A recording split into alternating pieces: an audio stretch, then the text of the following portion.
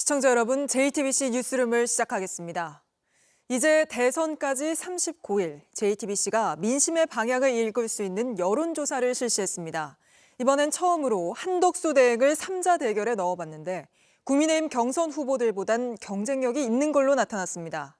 하지만 동시에 출마하면 안 된다는 부정적 의견도 과반이 넘는 58%였는데 이 결과는 잠시 뒤 상세히 분석해 드리도록 하고 오늘 낮 갑자기 발표된 김건희 여사 소식부터 전해드립니다. 검찰이 지난해 10월 자신들이 내린 무혐의 결론을 번복하고 도이치모터스 주가 조작 사건과 관련해 김 여사를 재수사하기로 했습니다. 첫 소식 여도현 기자입니다. 서울중앙지검이 도이치모터스 주가 조작 연루 의혹을 받던 김건희 여사를 무혐의 처분한 건 지난해 10월입니다. 피의자가 주범들과 시세조정을 공모하였다거나 그들의 시세조정 범행을 인식 또는 예견하면서 계좌 관리를 위탁하거나 직접 주식 거래를 하였다고 보기 어려워 금일 피의자에 대해 혐의 없음 결정을 하였습니다.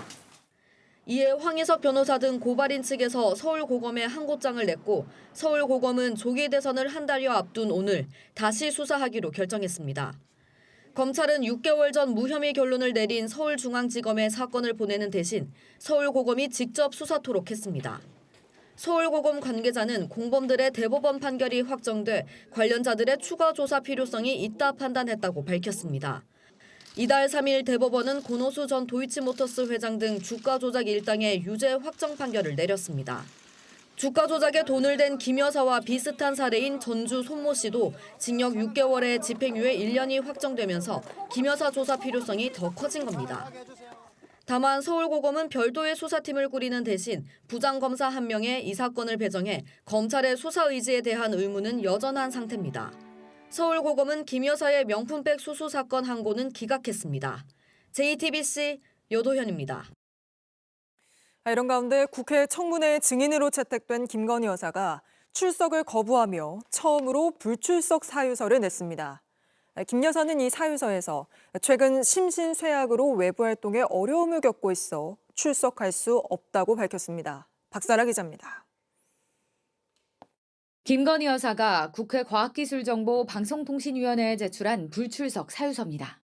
최근 심신쇠약 등으로 외부 활동에 어려움을 겪고 있어 위원회에 부득이 출석할 수 없음을 양해하여 주시길 바란다고 적혀 있고 사유서 하단엔 자필 서명도 포함됐습니다. 김 여사가 국회에 불출석 사유서를 제출한 건 이번이 처음입니다. 오는 30일 국회 과방위는 윤석열 정권의 언론 장악 청문회를 여는데 김 여사가 증인으로 채택된 건 지난 2월 언론사 폐간을 운운한 육성 녹음이 공개된 데 따른 겁니다. 아직 난 조선일보 폐간에 난 목숨 걸었어.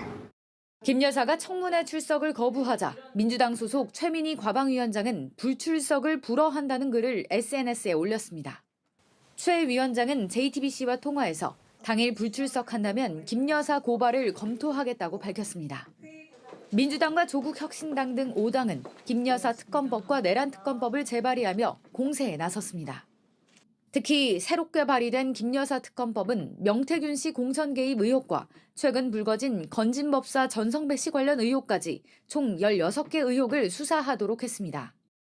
앞서 김 여사 특검법은 정부의 거부권 행사 등으로 4차례 폐기된 바 있습니다. 이번엔 더 강력하게 김건희 특검법, 명태균 특검법을 같이 모아서 통합 특검법을 대표 발의합니다. 세 번째 발의되는 내란 특검법도 이전엔 빠져있던 외환죄를 수사 대상에 포함했습니다.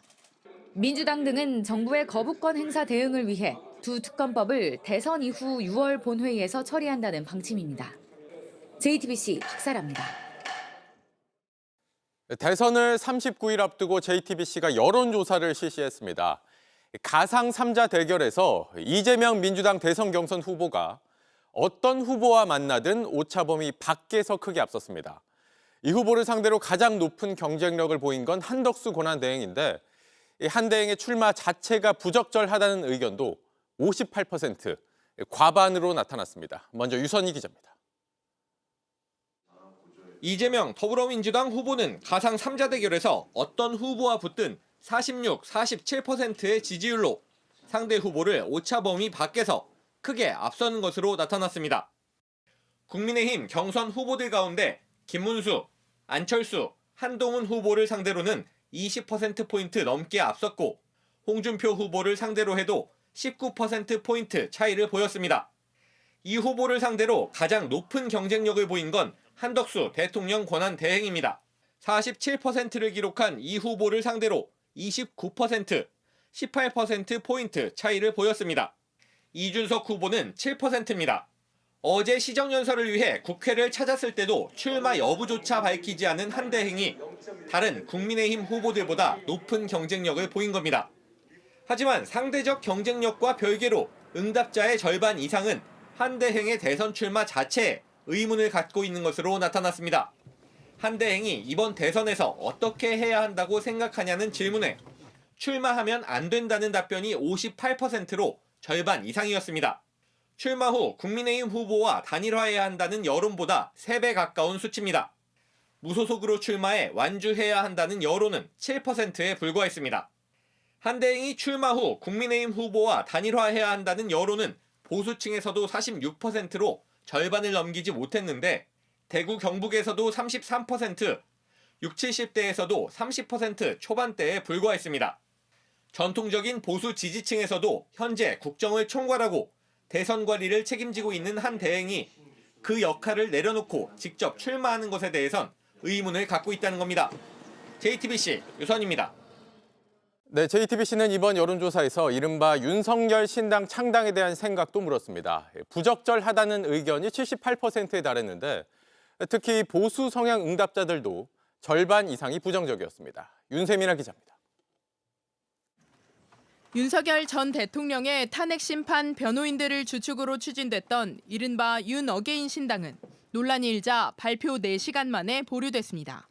하지만 윤 전 대통령이 신당 창당을 추진했던 변호사들에게 청년들의 순수한 정치운동에는 함께하겠다고 말한 사실이 전해지면서 국민의힘 내부에서조차 우려의 목소리가 나왔습니다. 아니 그런 시도 자체를 하지 마시라는 말씀이죠. 그런 신당이라든가 이제 뭐 정광훈 목사님 별도로 뭐 만난다 이런 것들은 되도록이면은 안 하시는 게 좋고. JTBC는 윤석열 신당 창당에 대한 유권자들의 생각을 물었습니다. 우선 전체 응답자에서 적절하지 않다는 답이 78%로 가장 많았습니다. 이 가운데 전혀 적절하지 않다고 응답한 비율도 66%에 달했습니다. 응답자 3명 중 2명이 윤석열 신당 창당에 크게 부정적인 입장을 나타낸 겁니다. 특히 보수 성향 응답자 사이에서도 창당은 부적절하다는 응답이 높게 나왔습니다. 보수층 가운데 절반이 넘는 57%, 지난 대선에서 윤 전 대통령을 지지했다고 답한 응답자 가운데 62%가 신당 창당이 부적절하다고 답했습니다. 중도층 여론도 뚜렷했습니다. 응답자 90%가 적절하지 않다고 해 진보층 응답과 큰 차이를 보이지 않았습니다. 국민의힘 대선 경선 후보자들의 지지자 사이에서 지지하는 후보별로 의견이 갈린 점도 눈에 띕니다. 전혀 적절하지 않다고 답한 응답자가 김문수 후보 지지자 중 34%, 홍준표 후보 지지자 가운데 50%로 나왔고 안철수, 한동훈 후보 지지층에선 80% 안팎으로 나왔습니다. 탄핵 찬성파와 반대파 사이에 윤석열 신당에 대한 의견이 확연히 갈린다는 게 확인된 셈입니다. JTBC 윤세민아입니다. 강남 한복판에 있는 코엑스에서 이렇게 큰 검은 연기가 뿜어져 나옵니다. 코엑스 안에 있는 한 식당 주방에서 불이 난 겁니다. 다행히 인명피해는 없었지만 1,200여 명이 대피하는 소동이 벌어졌습니다. 정인아 기자입니다. 건물 위로 새까만 연기가 뿜어져 나옵니다.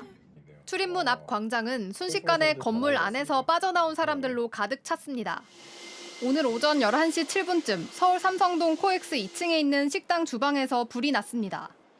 검은 연기는 건물 밖으로 나와 일대를 뒤덮고 영동대교 방면으로 퍼져 나갔습니다. 당시 전 시장엔 월드 IT쇼 등 다양한 행사가 열리고 있었는데 현장에 있던 이용객 1,200여 명이 대피했습니다.